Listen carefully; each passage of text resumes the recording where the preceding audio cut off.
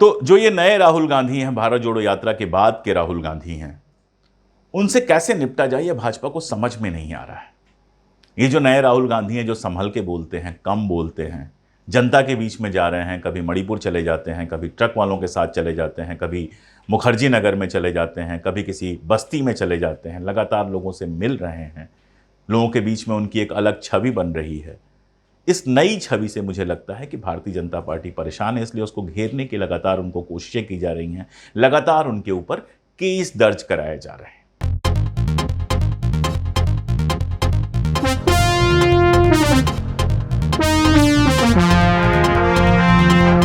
नमस्कार, the credible history के इस स्पेशल एपिसोड में आपका स्वागत है। तो गुजरात हाई कोर्ट ने आज 7 जुलाई को मोदी सरनेम का जो मामला था, जिस पर मानहानि का केस चला था राहुल गांधी पर, फिर उनको सजा हुई थी, उस पर कोई भी रोक लगाने से इनकार कर दिया। यानी उनको जो 2 साल की सजा मिली थी उस पर कोई भी रोक नहीं लग रही है फिलहाल।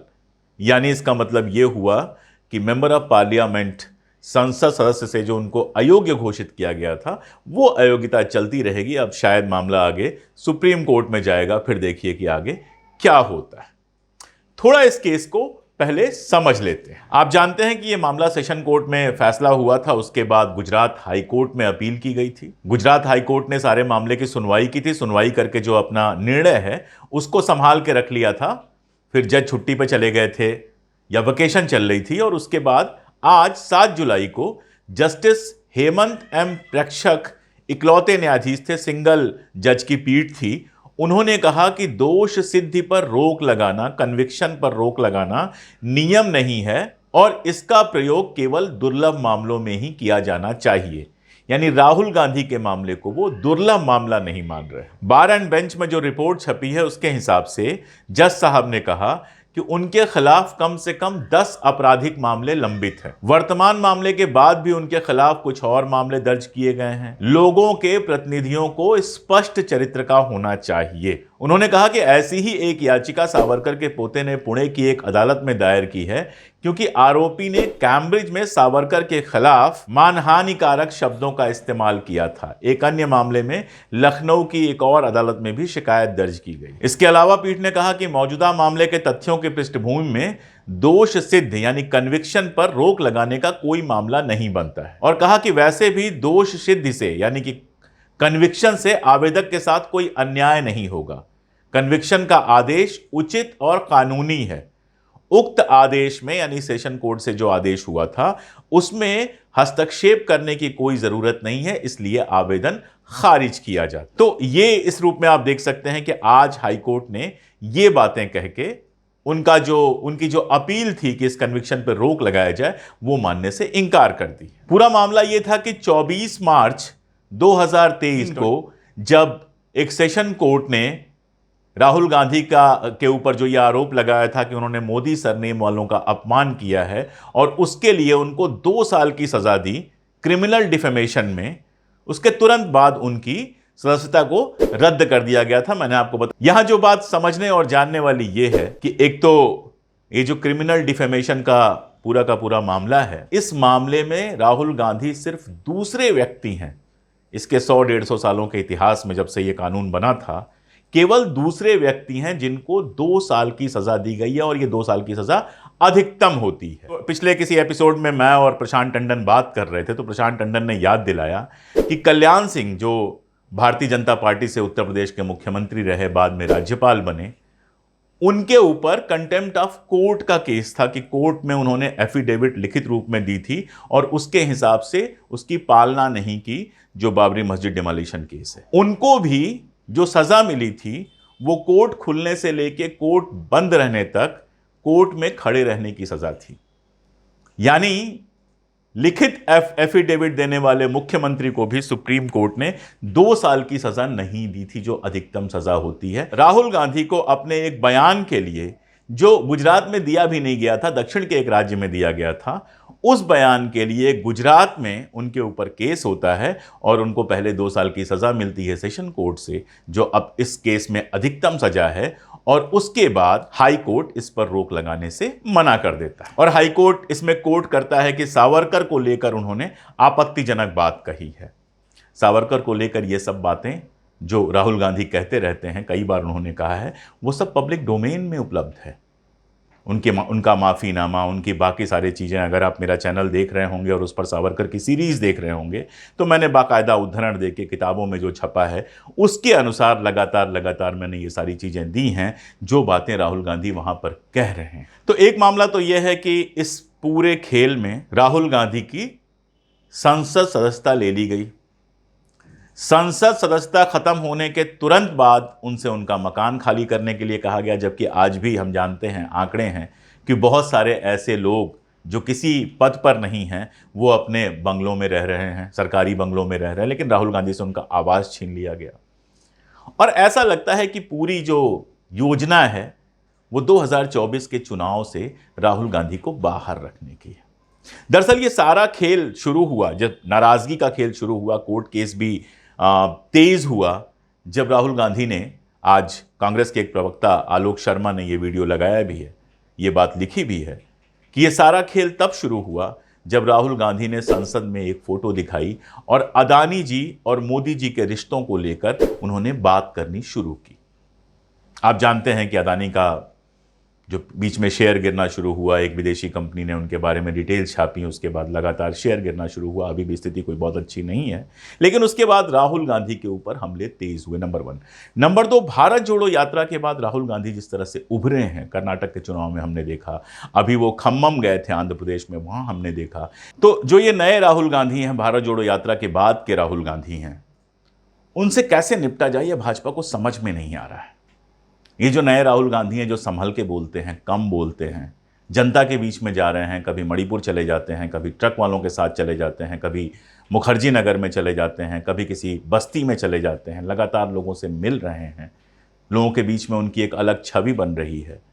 इस नई छवि से मुझे लगता है कि भारतीय जनता पार्टी परेशान है, इसलिए उसको घेरने की लगातार उनको कोशिशें की जा रही हैं, लगातार उनके ऊपर केस दर्ज कराए जा रहे हैं। लेकिन इससे कांग्रेस को सीखना चाहिए।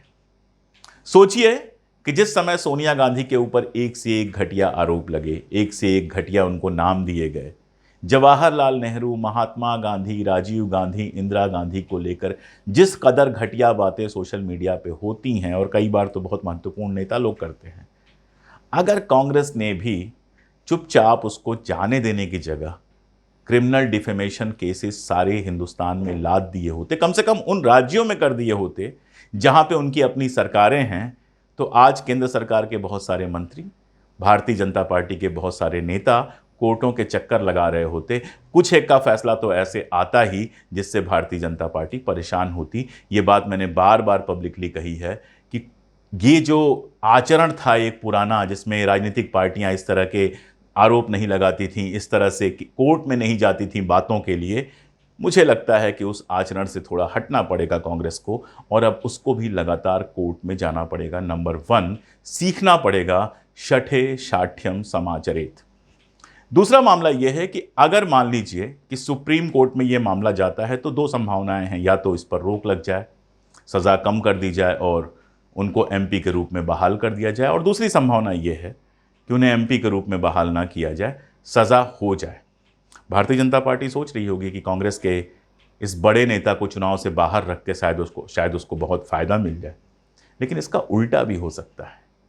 जनता के बीच में वैसे ही उनकी छवि बेहतर हो रही है, और अगर ये सब कुछ होता है तो ये भी संभावना है कि लगातार उनके पक्ष में सहानुभूति की एक लहर जैसी उठे, जिसका खामियाजा भारतीय जनता पार्टी को उठाना पड़े। कई बार आप सोच के कुछ और करते हैं, हो कुछ और जाता है। मैं लीगल एक्सपर्ट नहीं हूं, हाई कोर्ट के जस्टिस साहब ने निर्णय दिया है तो कुछ सोच के ही दिया होगा, मैं उस निर्णय पर बिल्कुल बात नहीं कर सकता। मेरी लीगल समझ ऐसी नहीं है कि मैं उस पर बात करूं। जो कांग्रेस के लीगल एक्सपर्ट्स हैं वो लोग उस पर बात करेंगे, लेकिन यहां मैं चाहता हूं कि जिन लोगों को अभी तक संसद से डिस्क्वालीफाई किया गया है, मैं उनके बारे में थोड़ा आपको बता दूं कि किस तरह के लोगों को संसद से डिस्क्वालीफाई किया गया है और किन आरोपों में किया गया है। ये जानने के बाद आप खुद सोचिएगा कि क्या राहुल गांधी पर जो आरोप लगे हैं या जो आपराधिक केस हैं जिनमें से ज़्यादातर मानहानि के ही हैं, क्या उसी श्रेणी में उनको रखा जाना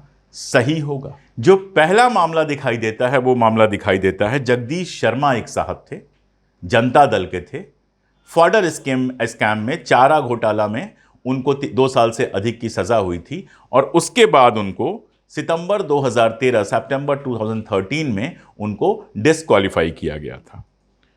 लालू प्रसाद यादव जी को भी आप जानते हैं, इसी मामले में डिस्क्वालीफाई किया गया था। रशीद मसूद, ये कांग्रेस के थे, इनको कांग्रेस के राज में ही सितंबर 2013 में डिस्क्वालीफाई किया गया था।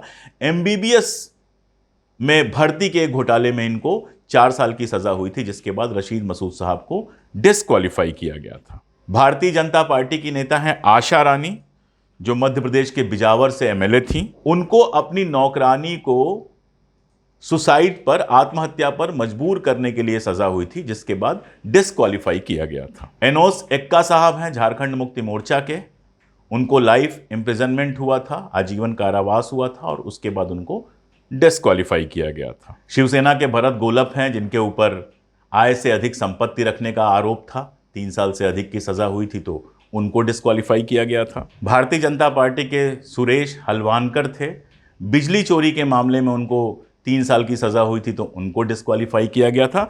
इस तरह से अगर आप देखेंगे, जयललिता जी को डिस्क्वालीफाई किया गया था, आप जानते हैं भ्रष्टाचार के आरोप थे उनके ऊपर। इस तरह आप देखेंगे तो ज्यादातर उन लोगों को डिस्क्वालीफाई किया गया है जिनके ऊपर या तो गंभीर अपराध हों, हत्या के या इस तरह के लाइफ इम्प्रिजनमेंट वगैरह, आजीवन कारावास वगैरह हुआ है, या भ्रष्टाचार के गंभीर आरोप हों जिसमें 3 साल से अधिक की सजा हुई है।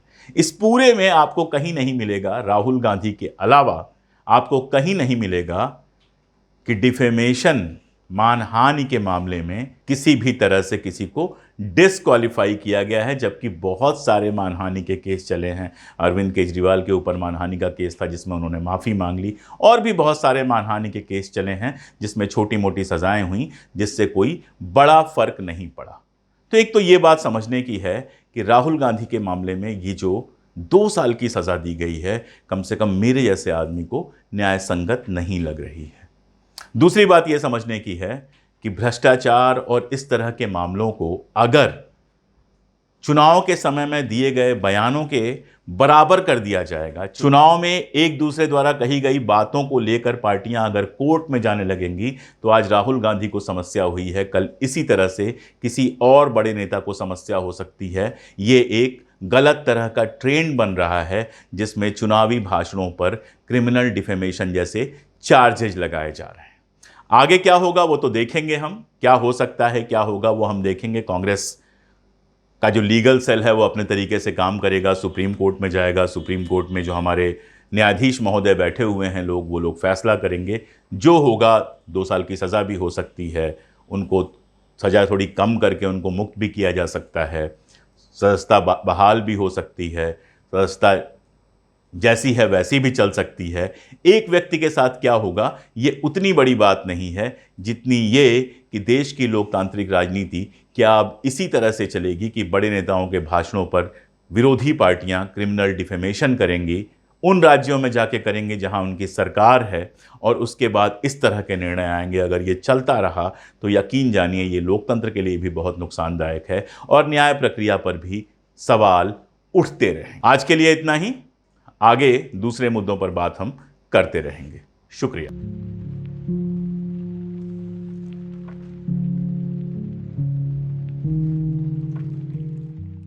इस तरह के चैनल्स किसी सरकारी सहायता से नहीं चलते, किसी पार्टी की सहायता से नहीं चलते, या आपकी सहायता से चलते हैं। तो अगर आपको हमारे वीडियोस देखते हुए लगता है कि ये चैनल जिंदा रहना चाहिए, इस चैनल को सहयोग किया जाना चाहिए, तो बहुत सारे तरीके हैं। इस वीडियो के ठीक नीचे एक ऑप्शन आपके सामने आ रहा होगा ज्वाइन का, उसको क्लिक करके 89 रुपीज पर मंथ के सहयोग से आप हमसे जुड़ सकते हैं। इसमें कई सारी अलग से सुविधाएं हम देते हैं अपने मेंबर्स को। इसके अलावा जो वीडियो आपको पसंद आता है, आप देखेंगे उसके नीचे डॉलर का एक चिन्ह होता है, उसको दबाकर आप सुपर थैंक्स दे सकते हैं, हमारी वीडियोस को लोगों से शेयर कर सकते हैं, और जैसा मैंने कहा सब्सक्राइब तो जरूर कर लें। तो आप हमसे जुड़े रहें। हमारी कोशिश होगी कि हम लगातार जरूरी बातों पर, इतिहास की जरूरी बातों पर, वर्तमान की जरूरी बातों पर सच कहते रहें। शुक्रिया।